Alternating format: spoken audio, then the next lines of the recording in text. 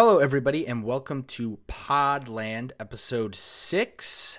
I am joined with Ian, Jason, and myself, Nick. How you guys doing? I'm good. You're joined with yourself? Join with yourself. Interesting. So let me get this straight. We're an international podcast. Domestic. But we're certainly not international. And you're joined by yourself. Very interesting. We're off to a great start, gentlemen. Yep. Yeah. One day we'll go international, but that day is not this day. I am schizophrenic. I had 2 or 3 friends email me, well, not email, text me. I'm like straight out of 1990. This is already going downhill. This episode's all Did they write you a letter? I had a friend page me this past week. They paged me, and they're like, I had multiple friends be like, what is this international thing? You guys have mentioned like 3 times you're an international podcast, which you certainly are not. Well, we could be if one of us moved to Florida. So I have been out of the That's country still, before. That's still, well, not, One of these episodes we will be international. One of us has to go out of country or something. You guys have a good weekend? You guys watch the Masters at all? I did. Yep. Yeah. of course. Scottie Scheffler. Four Wins it on a 4 wins in his first 6 starts to the 2022 season. Unbelievable. It's unbelievable. I was glued to my TV all weekend. I personally think, I don't know if I said this last week, I personally think the Masters is one of the greatest sporting events of the year. Agree. It is. Big agree. It's because, you don't have the same people winning it every year. It's different every year, and it's beautiful. Not to mention the course. I mean, I don't think we've had history behind it. Jim Nance saying, Hello, friends. hello, friends. It's April. The azaleas are blooming. We're at Augusta National. Sunday afternoon. It's a tradition unlike any others. The Masters. That was pretty good. On CBS. I mean, come on. Just goosebumps. I read a stat today that Scheffler has raked in already like 10.1 million this year, and John Ram last season total only got 7. That's incredible. So Scottie's having quite the quarter. Yes, quarter. Emphasis on quarter. We're not at the end of the year. Yeah. He's off to a brilliant start this season. So there's a reason why he's the number 1 golfer in the world right now. Also, he's 25. He is the most 45-year-old, 25-year-old looking dude I've ever seen. I kept looking at him like, this is a 25-year-old? He is my age, and I couldn't see it. Oh man. I couldn't figure out if I should have been like, oh, good for this middle-aged man making a nice little run at the end of his career. If I would run into him at like Kroger or something, I think I would say, "I'm sorry, sir." Like that's how old he looks. What do you guys think about Tiger? What's your take? I'm just happy he made the cut, and I was happy that he had a good attitude and mindset throughout the whole weekend, because that's what you have to have at your first major back from that kind of accident. So yeah, almost losing your leg. It was great to see him golf. Obviously, that first day was awesome with him hitting under par. Him making the cut was awesome too. I did not think he would after that shaky second day. But yeah, after seeing him walk around on Sunday was a little sad, just seeing how bad his limp got throughout the weekend. But I'm glad that he had a good attitude about it. And obviously, I think everyone kind of said that he was gonna win. But I mean, I think that would have been impossible with how his body is. We'll see with some of the majors coming down the pipe. I think he said he was gonna play the Open Championship. So we'll see. I think he played. I was just happy to see that he was there. I think he played well for the situation he was in. So yeah. Oh, absolutely. Totally. It's shocking when you put it into context. The fact that this man not only almost died, but then almost had his leg amputated only 14 months ago. 14 months ago. Yeah. And he's making the cut at the Masters against the greatest golfers in the world. It's pretty awesome. So I was happy to see him make the cut. And no surprise. I think there's no surprise the way he finished up. He just doesn't have the stamina yet. But did you guys? He might get it back in the next couple of years. Did you guys miss Phil Mickelson there? I kind of R.I.P. Phil. Yeah, I kind of missed him, but at the same time, it's like, you know, we got so many great golfers on the course, like, you know. Yeah. So the real lack of lefty representation for me personally, but I forget you're a lefty. Fine. Yeah, it's a real problem when you try and go and look at clubs. You being a lefty made me knock down your clubs that night. Yeah, that's probably why. So, Jason is. There's a story there that I do not understand. So Ian likes saying really niche things. You could just honestly bleep all of this. Like, no, you don't. No, don't, because then the audience will understand that we hang out outside of the podcast, and that's what they want to hear. Okay, no, either that you are an actor that we pay to be here. Yeah, Liberty Bibbity. Sorry, that's speaking of family and friends, did you guys see Brie Larson is joining the Fast and Furious franchise? Nick, you had to dig so far deep for this new segment. No, like he finished up the show notes like 5 minutes before we started the show. That is not true. I did these show notes. I look at earlier. it and it goes, Brie Larson joins F10 per Vin Diesel's Instagram. Well, and it's there's so many issues with that like statement. Number one, I didn't even know they were making an F10. I mean, I'm not surprised they're making an F10, but of course, F10 and 11, they're going to be F20. Yeah. And then Vin Diesel's Instagram. Do you follow Vin Diesel? No, I follow publications. Okay. Oh, okay. I follow Variety and Deadline. They tell me about it. And then last but not least, Brie Larson. Who cares? Am I right? Am I right? Where's Florence Pugh at? Can I have my Pugh corner back? I'm sure you will have Pugh corner soon enough. Yeah. I can't picture Florence Pugh in the Fast and Furious franchise, but then again, I couldn't picture Brie Larson in the Fast and Furious franchise.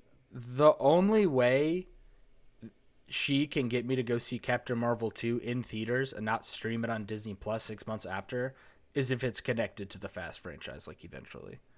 Like Vin just hands her the reins and it's just the same character. So she just flies around and uses her powers? Oh, yeah.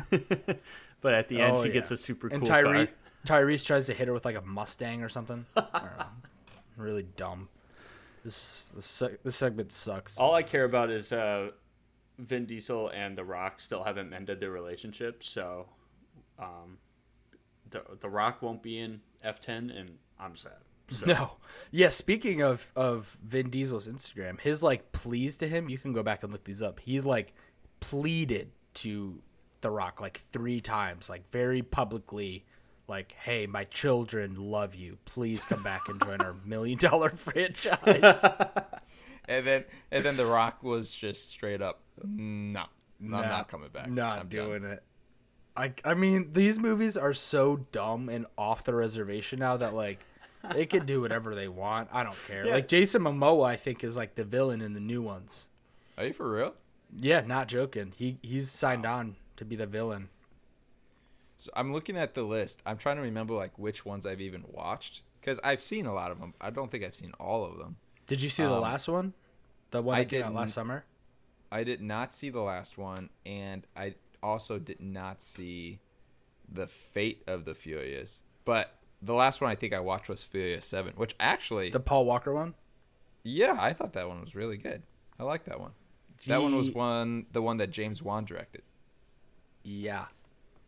Yes. That one I thought was pretty good. They figured it out, I think, around Tokyo Drift. That, hey, let's just double down on the absurdity of these. Yeah. Just. I think they're self-aware and it's fun. They're a fun watch. So. I mean, F9, the last one, go to space. Oh yeah. True? Oh, that's so ridiculous. I haven't seen it, but that's so ridiculous.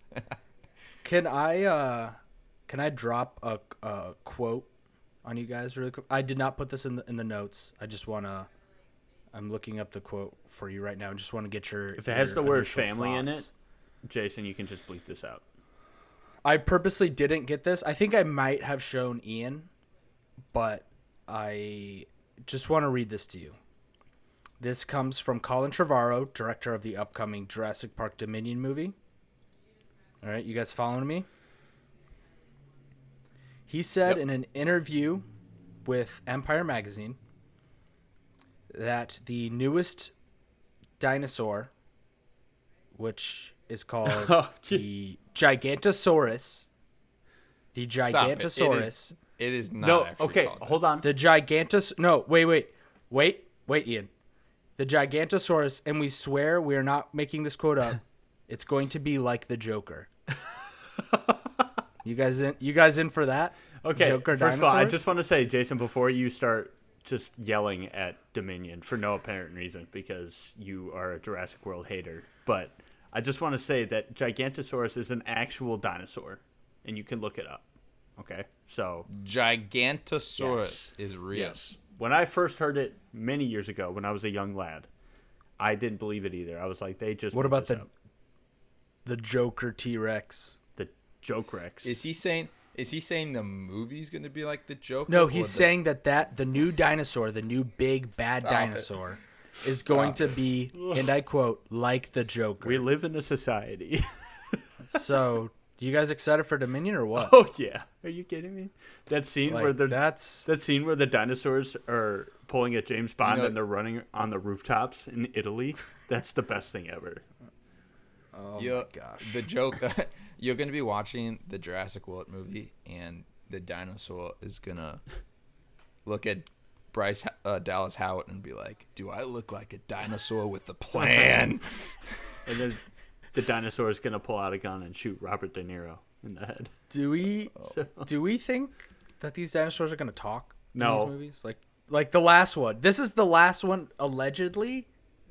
Like It's not. I feel like they might pull out all the stops. It's definitely not. There's a human dinosaur now in the last We thought- one. There's like the Well, it was remember like the clone. They cloned the the human little girl. based on the dinosaur DNA or tech that they had. Yeah, That was we crazy. thought Indiana Jones was over, and then they brought Indiana Jones 5 into. They breathed life into that. So I think with the amount of non-original movies going around, I don't think any franchise these days is safe. You know, so We need to get beyond these terrible new segments Anyways, we have. speaking- One last thing. One final thing. This came out today after I made the notes. Man, Nick is throwing in some Oh, left. this is. I think this one is just for Realism. me. Maybe Ian a little bit. This came from a article from Variety about the upcoming slate of movies for the Cannes Film Festival in France. A secret film directed by David Lynch will premiere at the Cannes Film Festival. The film will star Laura Dern either as a cameo or supporting role, along with some Lynch others. That gets me so excited. I don't know if you guys are like Lynch people. I'm a Lynch head. David Lynch hasn't released a movie since 2007. He has made short films, and then like in 2017 made Twin Peaks season 3. But this is like he filmed a movie in secret with Laura Dern, and it's coming out at one of the most prestigious film festivals in the world. I'm excited. That's all I have I'm to say. excited. That's I'm it. a Lynch head. Maybe not an eraser head. Lynch head, but I'm a Lynch head. So Jay, have you seen any David Lynch movies? Not really. Isn't he the one that made the original Dune movie? Yeah. That was terrible. yeah, He hated it. yeah. He hated being a part of that movie. The studio interfered a lot with it. I have not seen many Lynch movies, but I certainly know who he is. Yeah, I'm excited. He hasn't made a movie in like 15 years. I'm excited about that. That's all I have to say on that. Ian, take it away. Okay. I'm going back a couple steps here. Speaking of original films that aren't connected to a franchise, this past weekend or week, we watched Everything Everywhere All at Once. Yes. Yes. A24. Is this the first movie we're actually excited to review on the pod? We literally have an episode about Batman. Yeah, we literally That's true. I'm started sorry. with the I'm sorry. Batman. And don't forget about apologize. Uncharted. Okay? Oh yeah, for sure. Oh, our unreleased Uncharted episode that might see the light of day. Night, if you guys subscribe to our Patreon. So, So Everything All at Once, Jason, is A24's newest.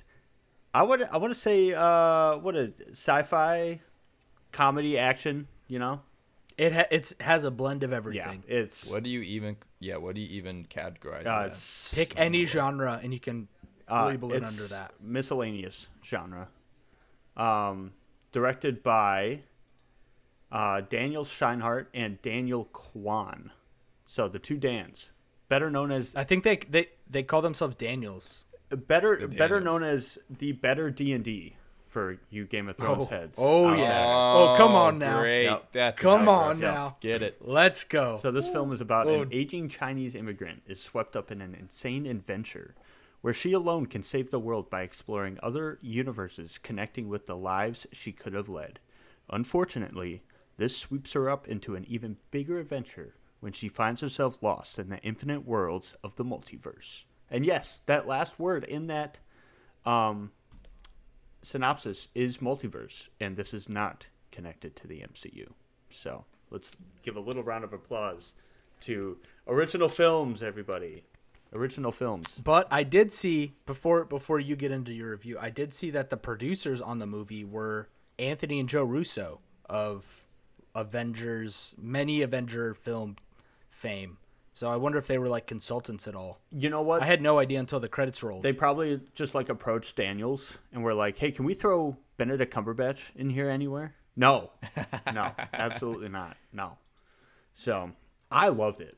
I think it's an easy contender for film of the year. Have we even said the name of the film yet? I don't even know if we Yeah. have. Yeah, we Yeah, have. yeah. Oh, we have. But what is it, Everywhere, Jason? all at What once. is the movie we're reviewing? We're reviewing Everything Everywhere all at once. Can you just repeat everything that I've said up until this point? No, don't. Yeah. No. This movie is about an aging Chinese immigrant. I loved it. I think it's an easy contender for film of the year. I have an A24 list on my Letterboxd, and it surpassed everything. It's number one now. I think this is Michelle Yeoh's finest piece that she's done in her career, and I think personally it's good to see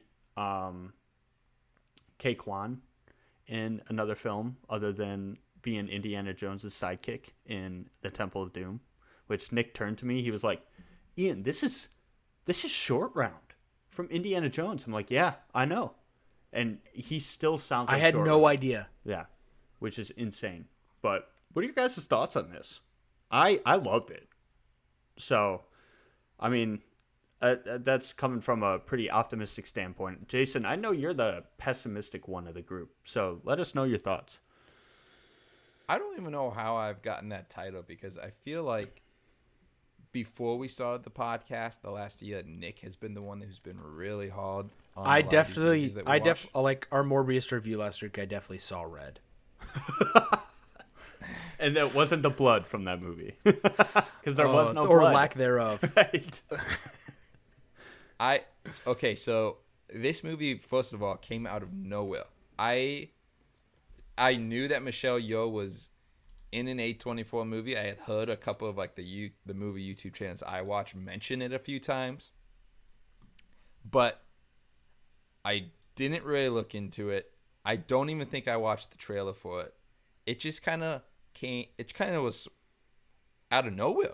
At least in my world, I don't know if this was like anticipated by you guys at all, but it was just in the last couple of weeks this thing started picking up huge steam because it was released in just a small amount of theaters countrywide, right? I mean, there was only a few screens showing it, and the people who was going and seeing it were giving it these unbelievable reviews, and I'm not sure if it was originally planned on a widespread release, but certainly after the reviews, they have pushed it out to every theater you can think of. So it's definitely available everywhere now, for good reason. This movie is freaking fantastic.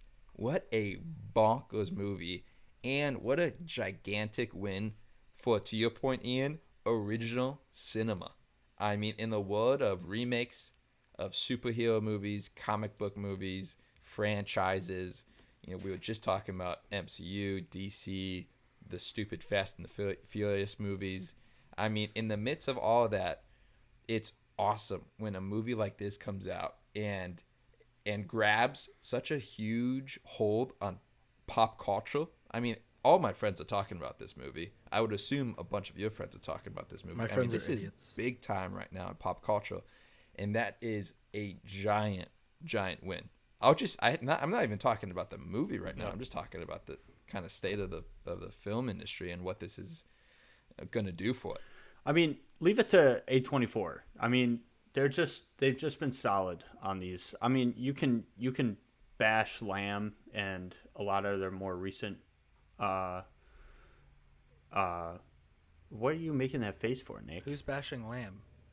Nick, have you're some muted. Lamb bashers. Nick muted himself on a Zoom. Come on. I'm gonna repeat that. My audio will pick that up. Who's bashing Lamb? Are there Lamb bashers out there? Nick, don't act like you love that movie.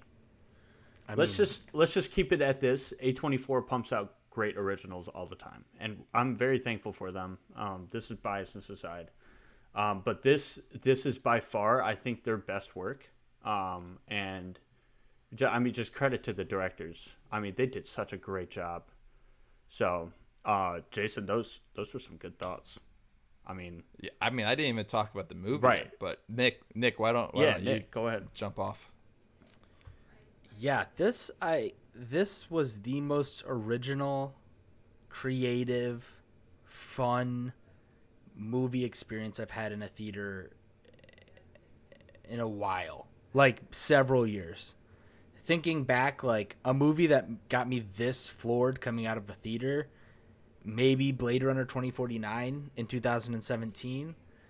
But even this, like, maybe even more so. Like, this movie is super original, super fun, like you guys said.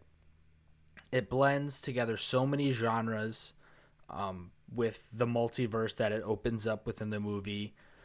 Michelle Yeoh does a fantastic job in the lead. Good old Short Round and Data from Goonies does fantastic in like his first role in forever. Like, I seriously haven't seen him in a movie in like years. Fantastic. He's like maybe the standout for me in the movie. He has so many fun scenes. This movie is super witty. Like, the humor hit almost every single time. Like, you can tell when something's like unintentionally funny, or like intentionally funny, or like when a joke was supposed to hit.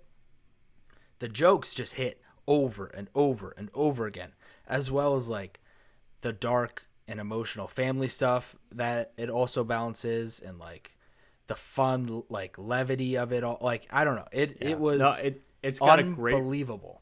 It's got a great range between being extremely serious to the point where these dilemmas and themes in this movie are connected so well to what we're experiencing these days and what the world is going through right now.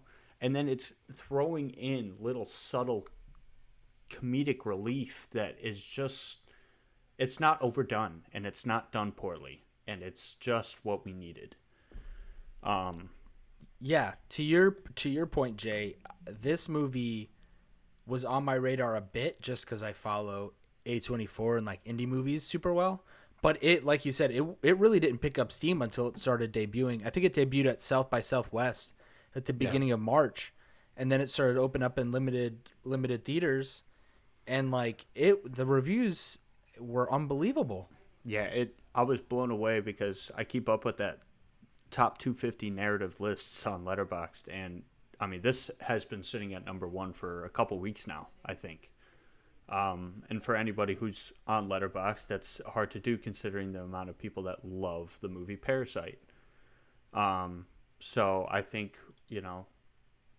if we haven't convinced you with these general thoughts that we're having right now, wait till we get into the movie. Yeah, wait until we get into spoilers.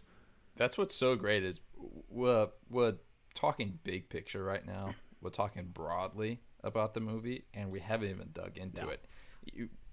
I'm not even talking spoilers. And so that's just like how profound, obviously, I think this movie has had on the three of us watching it. Again, all weekend when I wasn't watching the Masters, I was hanging out with friends and we were talking about this movie. Yeah. And so, it's just huge round of applause to your point, Ian, for A24, for the Daniels, the duo D&D. who directed this movie. This is our D&D redemption arc. D&D. Yeah. Yeah, they're the new D&D. The old D&D is dead. And before I jump in the movie a little bit, just to point out, this is, I think, only their second feature film. I know they've done a ton of short films, but these are the guys that made Swiss Army Man. Yeah. Yeah. With Paul Dano and Daniel Radcliffe. Which I haven't seen personally. I don't know about you guys, but yeah, it's great. I've also heard it's pretty good. So Number one Paul Dano fan here. That one came out 6 years ago. So these guys are not pumping out content. These guys take their time. I'm curious because they had subtle shots of different movies in this movie, and it's just all a part of the multiverse. I'm not going to give anything away yet, but I wonder how long it took them to make this. Dude, especially during the second half of the movie, I just remember thinking consciously, who in their right mind can think of this? Right. Can write a story like this? It's just so bonkers, so outside the box that it's highly impressive. I sat there also thinking, man, we're gonna be seeing Doctor Strange in the Multiverse of Madness in a month.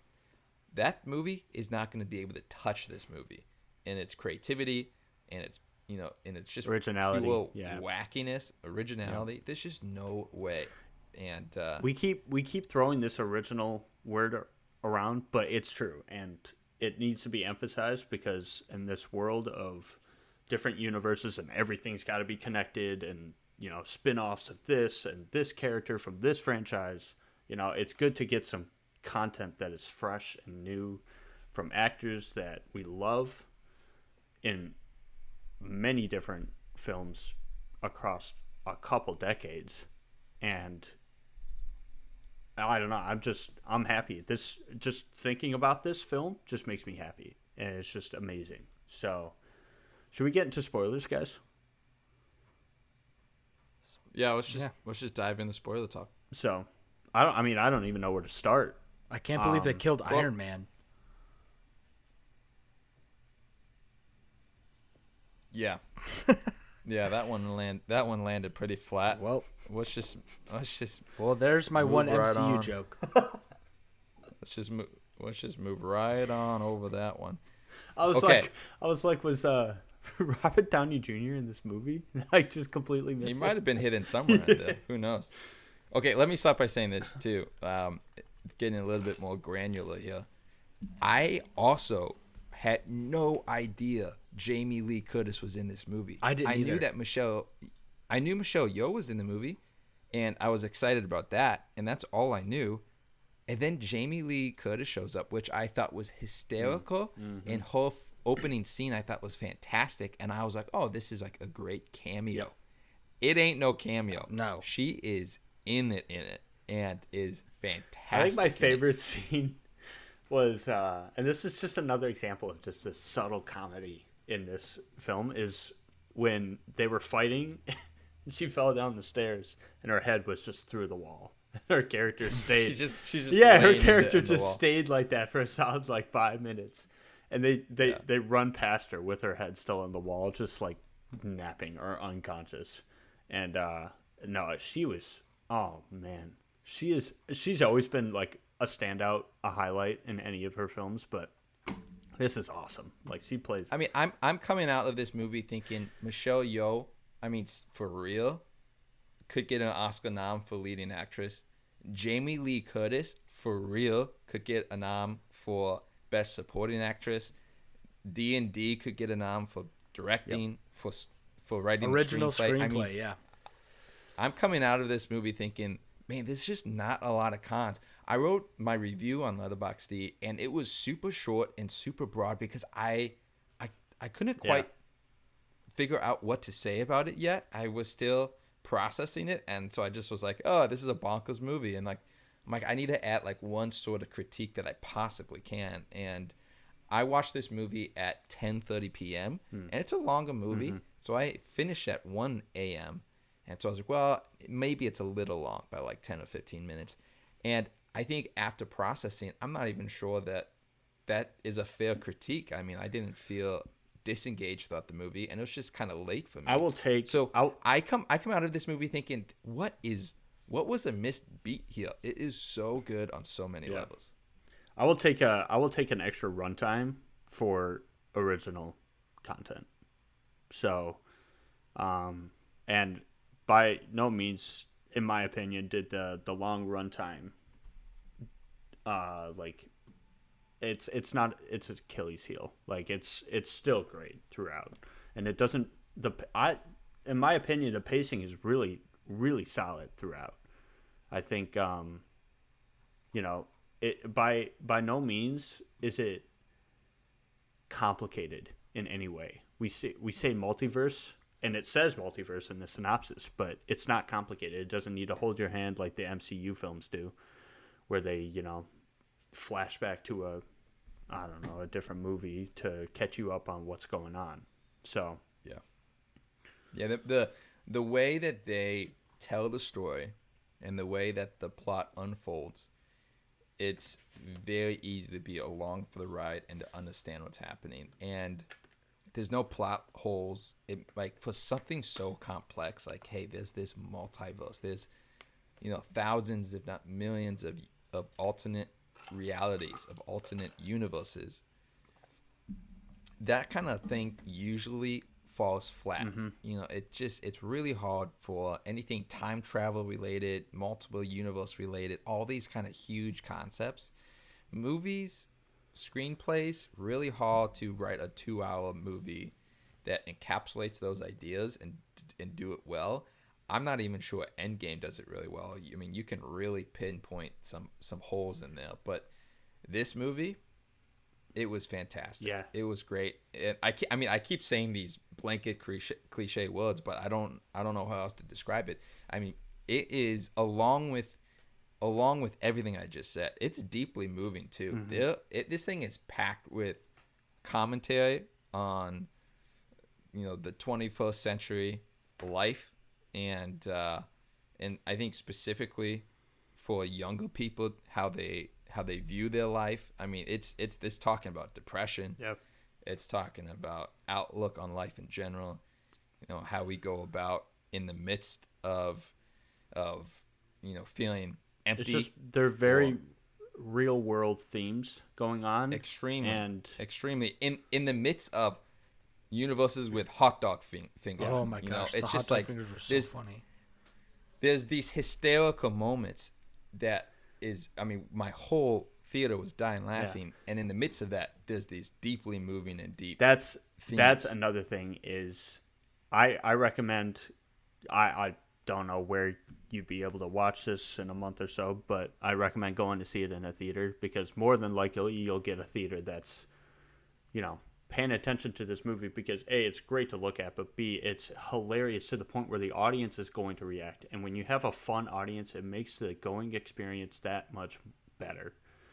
And that's a whole nother thing with cinema and whatnot, going out to actually see movies. But I mean, I know I enjoyed it way more because you can feel the audience being moved comedically, and then when a serious part comes up, you can feel the quiet and everybody just choking up or holding back their tears when the main message towards the end is presented, and she's having that dialogue with her daughter next to the car. It's like you couldn't help but just be like, I was laughing at this movie 2 seconds ago, and now I'm crying. Yeah. So I think it's just such a brilliant piece of cinema that we haven't seen in a long time. So I feel like Nick is itching to say something over there. His face is... No, I'm not. You can keep going. Okay. So, I want to say one thing. This film is beautiful. Some of the shots in this are awesome.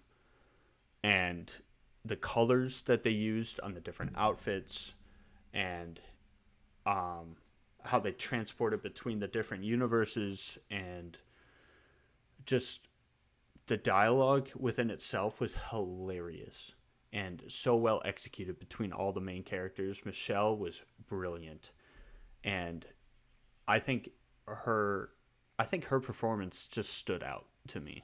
I hate saying that because everybody was great in this, including Jamie Lee Curtis, which, to your point, Jason, could make a run for Best Supporting Actress in this, because, I mean, she's listed 4th in the Letterboxd cast, but I think her part was essentially the second best in it because of how well her character.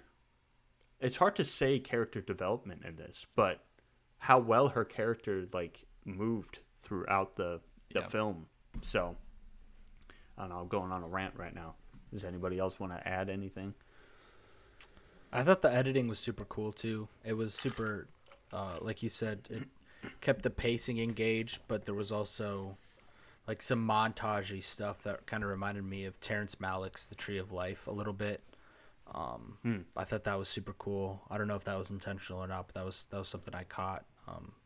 It was really, really, really, really engaging just from like an editing standpoint. It really kept you engaged. So I thought it was really cool going from seeing this movie this week and then Morbius last week. It was like light and day from like a technical aspect. And speaking of that technical aspect, I found it highly impressive that all the special effects, the CGI, all that kind of stuff, it looked really, really good. And this, I know, was a tiny budgeted film.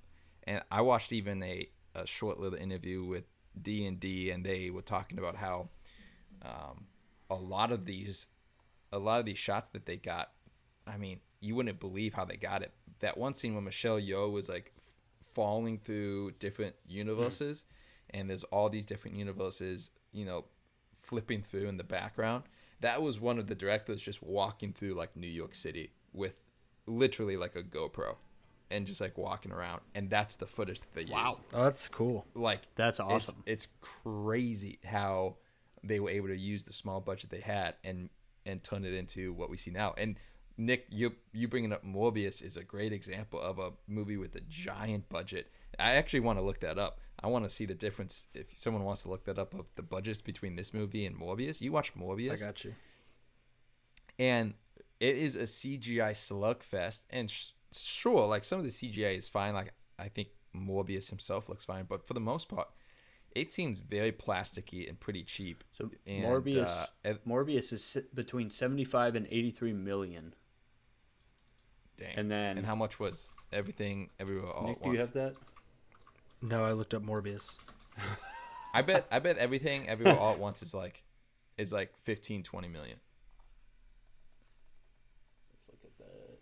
25 million. 25. Wow. 10 off, but still, that is a significant number less than Morbius. And so it's just impressive. It's every way you split this movie up, again, from a directing to casting to acting to writing to set design, costume. I mean, every way you look, this is just a highly impressive movie that hits home on all cylinders. That's deeply meaningful and impactful to the audience that's watching, and highly entertaining.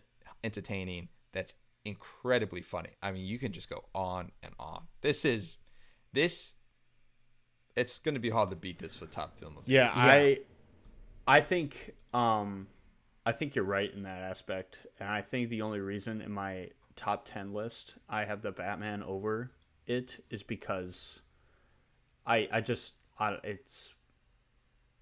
know what? I don't know why. Regardless, I think both the Batman and Everything Everywhere All at Once have a very impressive resume for 2022 cinema. And I don't know how, originality plays in Matt Reeves' Batman, but I think Matt Reeves did a good job on, making it a little different than the rest of the franchise. But I think in terms of what you want to define original, yeah, Everything Everywhere All at Once is going to take the cake. And I think if we're not talking about me rewatching the Batman 5 different times, I think Everything Everywhere All at Once could be number one by the end of this year for me. So what'd you give it on Letterboxd? What was your score? I gave it a 4.5. 4.5. 4.5. I also gave it 4.5 across the board. Yeah. The only thing keeping me from a 5 is that like the only thing I can come back to is it felt a little long. But again, I watched a late showing. I need to watch it the second time.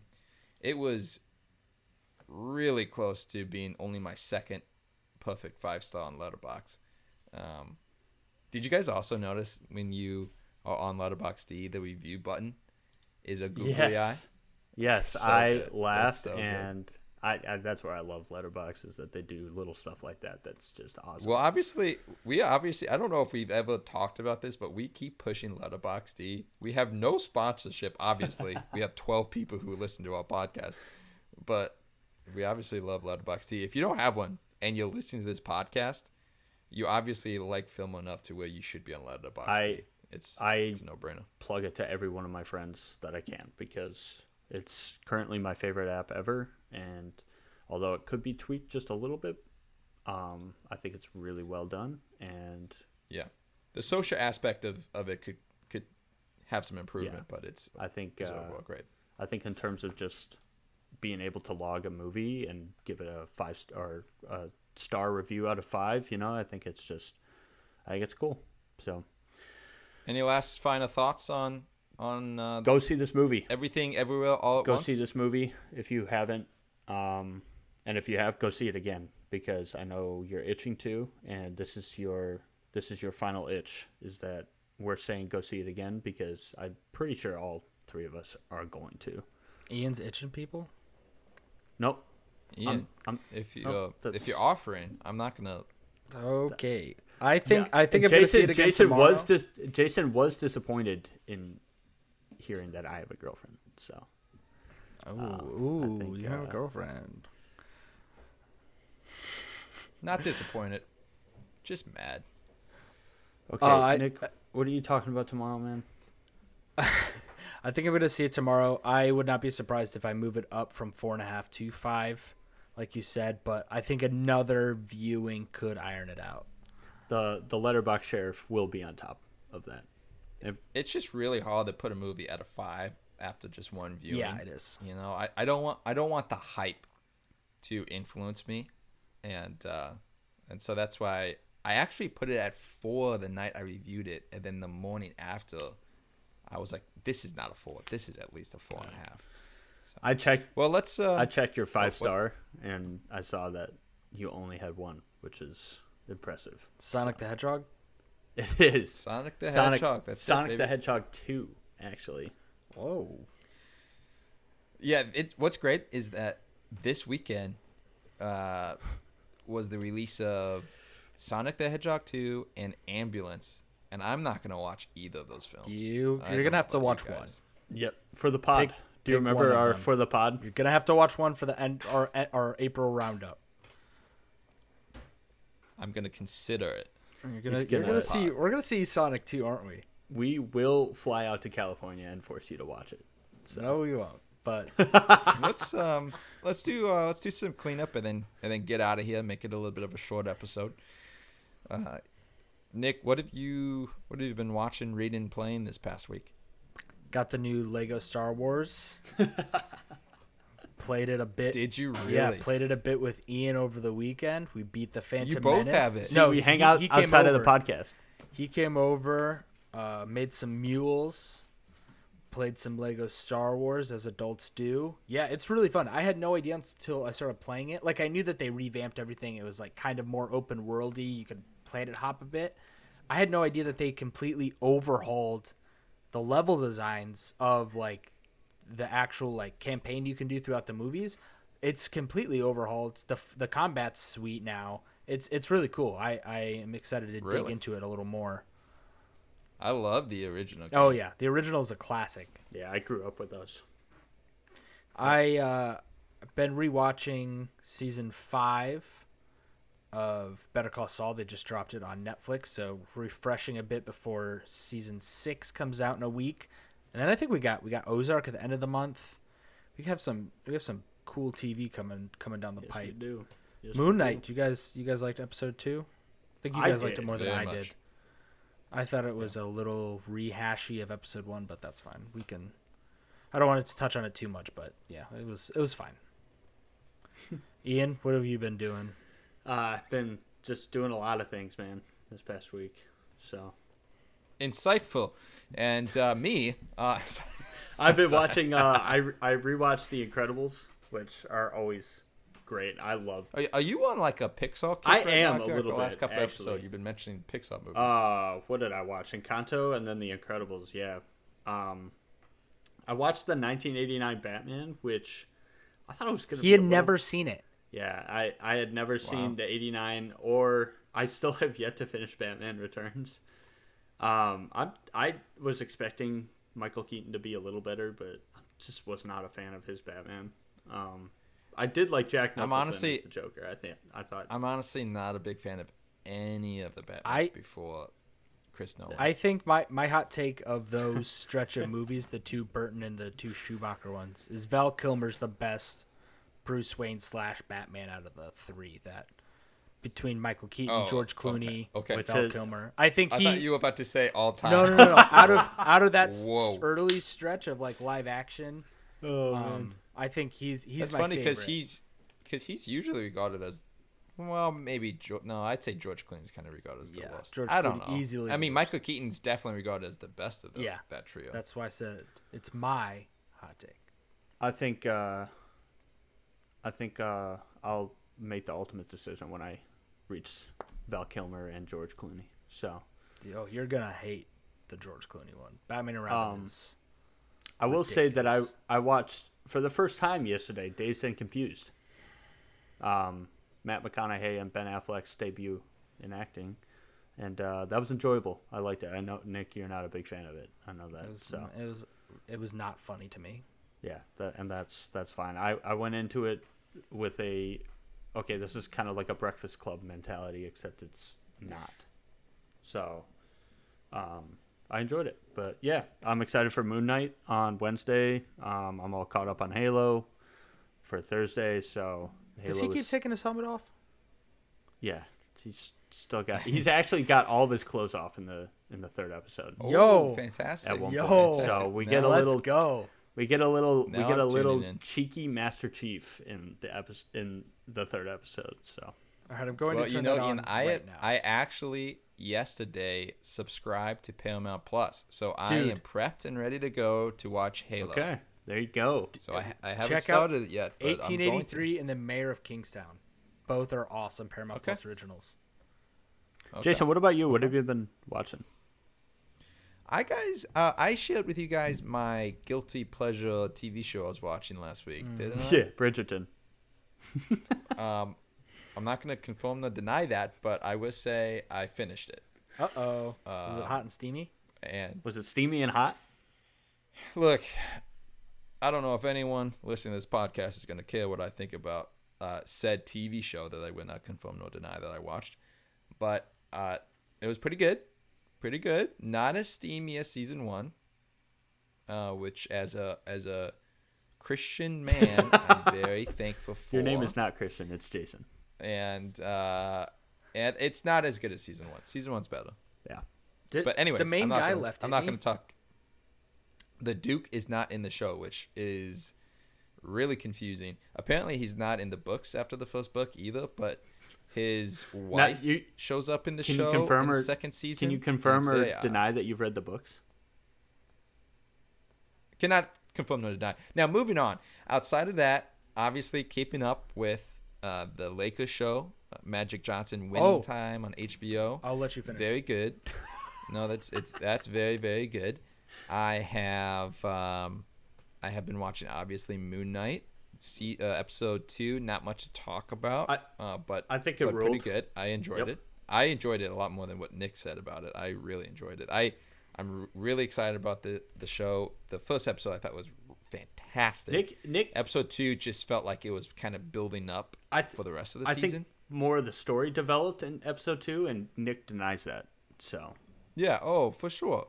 I heard a couple of people say it was just a rerun of episode 1, which I don't understand at all. We learned a ton in episode 2 that just because you learn stuff doesn't make it like engaging or fun or insightful. I was fully engaged. That's true. I mean, we did learn about Morbius, and we were not engaged. So. Jay, I mentioned last week that I got the Laker book, like the Showtime book, on Audible. I am almost done with it. It is so good. It has motivated me to restart the show. So I'm a couple more episodes in, so I'll probably keep up with it week to week now. But the book was amazing. That's impressive. The book is narrated. You're flying through the book is narrated by Jonah Hill, which Nick loves. No, it's not. Oh, that's great. Is it? No, it's not. Oh, I was gonna say that's great. I don't even know what Ian is saying. Ian is drunk. Didn't Jonah Hill direct one of the episodes? Episode 2, which is the one that I thought was like, eh. That's all I remember from our last episode. Just Nick mentioning Jonah Hill and how he hated episode 2. So I just wanted to throw that in there for the little audiobook treat. So. Well, last but not least, let's look ahead a little bit to next week. Next week, it's so funny. I've forgot that this movie's coming out. I looked at my AMC app because I'm an AMC StubHubs member. Celebration. And I have Celebration. No, only the Michiganders are gonna know what Celebration is. But I have 3 movies I've booked tickets for, and Fantastic Beasts, The Northman, and Doctor Strange. And I was like, oh, yeah, what the heck? I'm watching Fantastic Beasts in 3 days. That's so odd. But we're watching Fantastic Beasts, The Secrets of Dumbledore. I'll be honest with you. I don't remember the last one very much at all. I watched a recap. I'll send it to you. I watched it today because I didn't want to rewatch them. Well, I'm not going to rewatch the first one. I liked the first one. I thought it was fun. And I think I watched the second one time in theaters, and I haven't seen it since. So I don't dislike it. Probably it sounds like as much as you, Nick. I'm probably going to rewatch the second one before I go watch the third one. I don't hate them at all. I just think it's funny that they box themselves in with the Fantastic Beast thing, and it's not about the beasts at all. It's not about the beasts, which is really that's why funny. That's why I'm not even going to rewatch the first one, because the first one is going to have nothing to do with this third one. And you're right. They've evolved it into basically just a Harry Potter prequel, which is fine with me. It's totally fine with me. But they're it's just funny that it has the Fantastic Beasts name on it. It is funny that this is the third Fantastic Beast movie, and we're getting the third actor to be Grindelwald. I just think that's I don't know why they didn't go back and do Colin Farrell again. I feel like that they could have easily done that. Maybe scheduling or something, but I don't know. That is funny that we're 3 movies in and it's our third third Grindelwald. So I don't have any problem with Mads Mikkelsen. I love Mads, but he's great for sure. I just feel like a little part of me is like, I should not go see this because they did my boy Johnny Depp dirty, but I'm gonna see it because also the Ezra Miller of it all. Oh yeah, that is something that we probably should have talked about in a little bit of chit chat, but I think we could. I don't want to talk. I don't want to talk about that either. Instead, we can talk about family. And that's what this. And this is a family podcast, and that is what this podcast is about. Jason, do you want to wrap us up? Yep. We're going. I don't know what else to say. All right, that's it, boys and girls and ladies and gentlemen. And moms everywhere. And moms everywhere. Not if there's anything you can take away from this podcast, it's that these 3 gentlemen, Ian, Nick, and I, love our moms. All right? So, to all the moms out there. Nick doesn't like mine. Hello, good afternoon, and good night. Bye, guys. Bye, everybody. Love you, Nick. What?